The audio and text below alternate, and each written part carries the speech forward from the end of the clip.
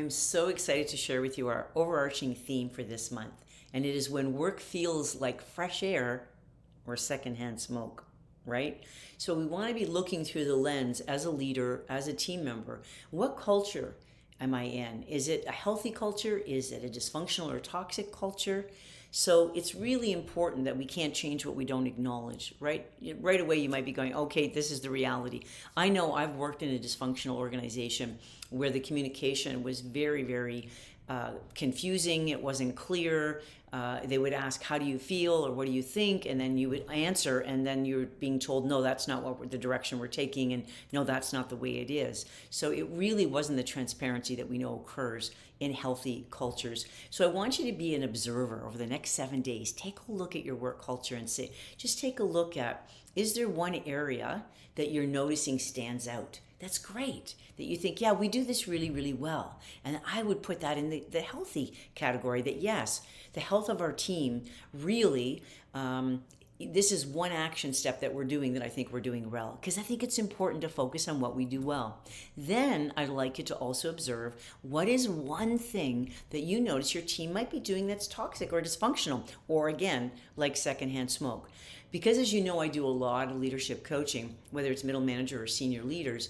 A lot of times people will say to me, part of their problem, their frustration, and sometimes even their resentment and their morale goes down is because the communication, A, hasn't been open, or they haven't been included in the decision making. So there's perhaps something that needs to be a project or something that's out there that really is going to impact their department, their area, and yet they're not being asked for their input. So feeling not valued, feeling not seen. So I want you to do those two things over the next 7 days. What's something that you do really well as an organization, as a team, that really leans on that health of the organization? Maybe there's transparency, because we know that the more transparent leaders are, then the more trust is developed. And people want to follow people that they trust. We know that.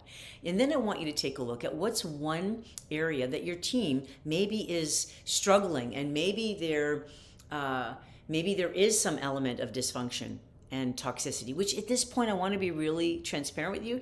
I don't know any organization that doesn't have something that it needs to work on. I've been doing this for a long time, you can tell.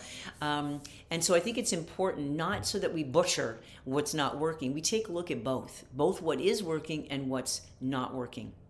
So that's your homework, is to be an observer. What is working in our organization that really creates that fresh air experience, that health in our organization? And what area in particular do you feel your organization needs to improve on?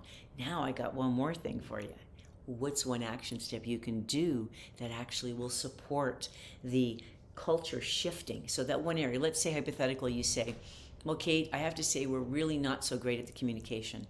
I think sometimes, we say that we're really good at listening to people, but really we've all got our agendas. We are so over-meetinged, and so as much as we ask for input, we're really not listening as well. So maybe we need to be better at active listening and really tuning in to what people are saying.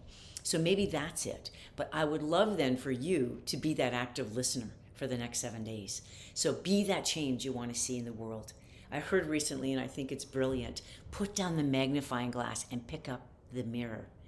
I'm going to say that again. Put down the magnifying glass and pick up the mirror. See, it's easy for us to notice in other people things that, we don't appreciate, or that we see them as shortcomings or, challenges in them. But what about ourselves? What am I doing? So I may be good at naming the problem, but am I part of the solution?